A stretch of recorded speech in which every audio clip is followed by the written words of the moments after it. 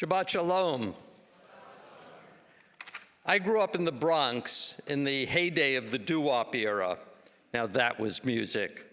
One of the perennial top 100 hits heard in the annual New Year's Eve countdown on AM radio was You Belong to Me by the Duprees. Now, if you don't know what the Bronx is, if doo-wop is unknown to you, if the New Year's Eve countdown is a mystery, and if you never heard of AM radio, turn to someone near you who's got gray hair and ask them to explain it. You Belong to Me, as done by the Duprees, the opening line, see the pyramids along the Nile, is a classic of the era. But while you can see the pyramids from the Nile, if your hotel room is on a high enough floor, they actually are about 7 miles from the river, hardly along it. So early in our trip, I had one of the truths of my early years shattered: no pyramids along the Nile. What about other more important truths that our traveling to Egypt was supposed to help us explore? Avadim hayinu, we were slaves. We say these words every year at our seders, but were we slaves in Egypt? Did we build the pyramids?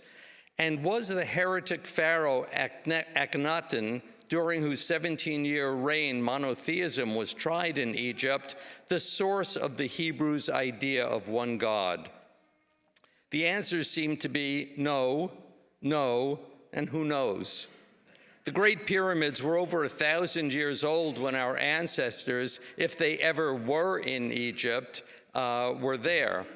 And the pyramids were supposedly built by Egyptian farmers as acts of love for their pharaoh during the 3 months of the year that the Nile floods and planting was impossible. At least that's a story we heard from our guides. And the idea of one God, Akhenaten did reign at about the same time that the Hebrews might have been in Egypt. But did he give the idea to the Hebrews, or perhaps it was the other way around? If the Hebrews stirred things up by preaching that there was only one God, I can imagine an irate group of Egyptian priests chasing out these rabble-rousers along with a mixed multitude, giving the biblical authors a convenient source of our Exodus story.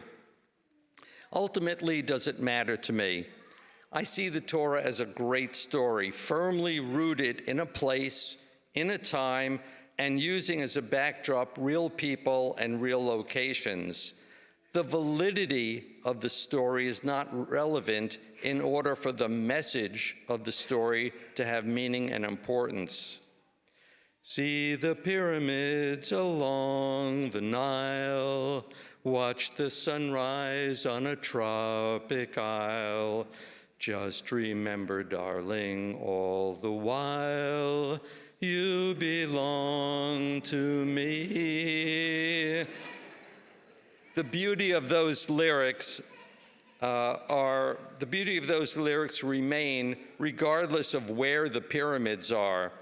And our story of national origin holds its power whether or not we built those pyramids. Shukran.